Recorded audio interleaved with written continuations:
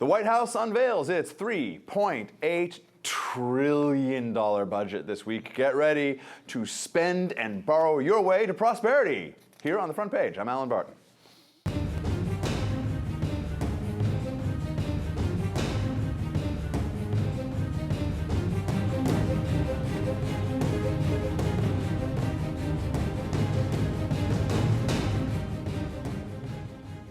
Joining me in studio is Yaron Brook, back at long last for 2012. We're very happy to have him back. He's president of the Ayn Rand Center for Individual Rights. Terry Jones, associate editor for Investors Business Daily. All right, guys, solidifying the fourth year of $1 trillion plus deficits.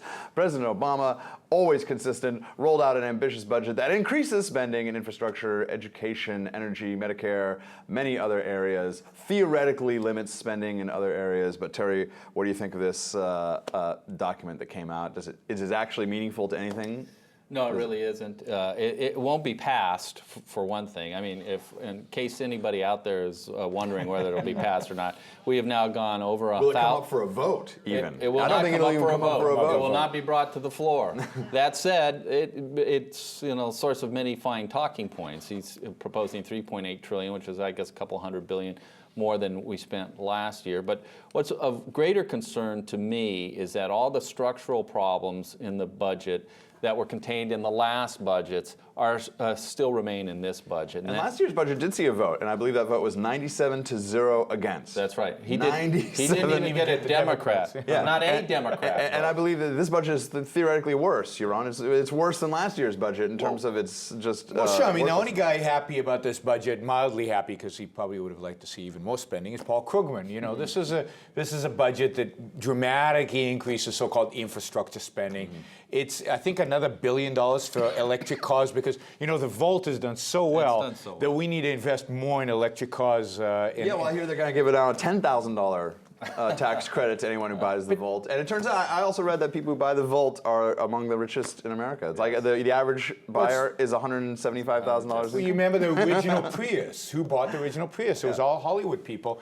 It was leftists who have a lot of money to spend on this extravagance. But look, this Terry's right. This is talking points. This is talking points for the campaign.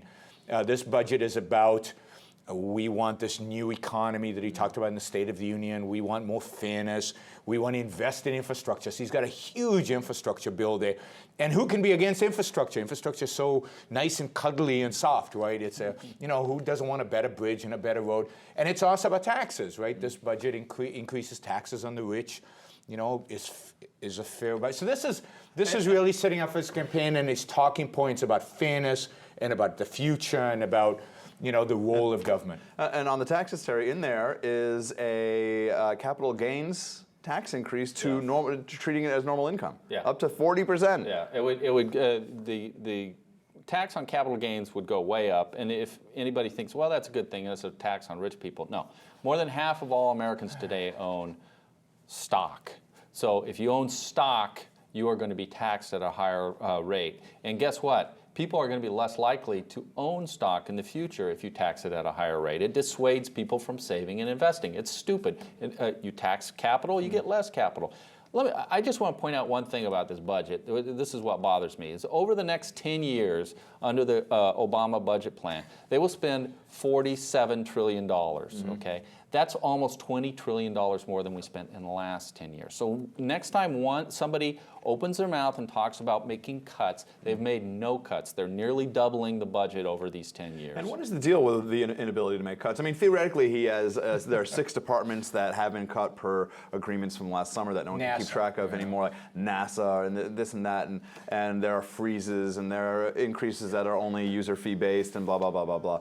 But why is it that regardless of the administration, it doesn't seem like you can cut a government department. Like can't just this administration. You can't just go in and say, "How about 20% less across the board?" No, but that's of course we've talked about this in shows in the past. If a business was in the situation that the government is in today, they would have cut, they would have fired people, they would have laid them off, they would cut whole departments, they would restructure to make themselves more efficient. Government doesn't do that. There's no incentive to do it. They print the money. So, so the bureaucracy has a lot of say in how the budget is allocated. But look, this administration is committed to big government. It is committed to the role of government in every aspect of our life, and particularly every aspect of our economic life. They believe that they need to master the economy, that they need to control it, and they're spending appropriately. And of course, Republicans never cut because you know, why should they? You know, this is more power, and you know, once you get into politics, this is more power and more control. And from an ethical perspective, look, where can you cut? You can cut Medicare, you can cut Medicaid. Those are the real big ones. I mean, all this other stuff is you know, Reagan said he'd cut the Department of Education, but never did. These are things that relate to stuff that supposedly helps people. And Republicans are very weak when it comes to defending their stance about people helping themselves and about individualism. And this is, you know, Obama's framing the campaign for presidency as collectivism versus individualism. He's the collectivist. He admits it. Well, we all accept that. You know, there's nobody on the individualist side to really argue the case. Well, and before we started taping today, Terry, I said to you, I was sort of feeling depressed today because I kind of feel like I think he's going to win.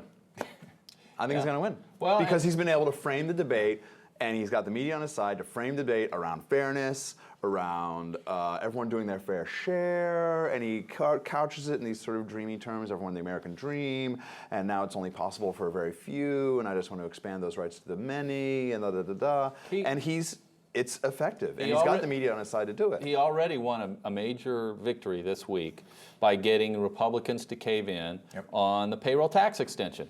That's going to cost $100 billion. That $100 billion will go straight to the debt.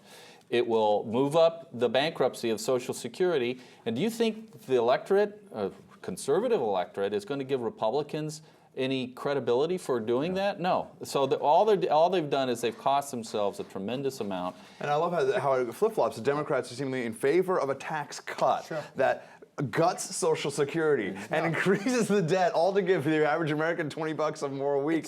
And then the Republicans are against that, but then they're against. It's nuts how the politics here work. But look, I don't think he's winning. I don't think he really is winning. I think the Republicans are losing. We've talked about this. The Republicans, he's got a vision. We hate the vision. The vision is wrong, but he has a vision. The Republicans are nominating a technocrat, a businessman to manage the. You know, he's not going to be able to stand up to the vision. It's about the vision thing, right? And the Democrats have vision. The Democrats, we've talked about this before, they have the moral high ground. Unless the Republicans challenge the moral high ground that the Democrats claim to have, they can't make real progress, not so much in winning seats, but in actually shrinking government. The battle is a moral battle. The battle is about the role of government, and the Republicans need somebody who can articulate a champion. And I think they could have had somebody, but they chose to go with one of the weakest fields we've ever seen Republicans field. All right, gentlemen, thank you very much. For your own and Terry, I'm Alan Barton, and you've been watching Front Page.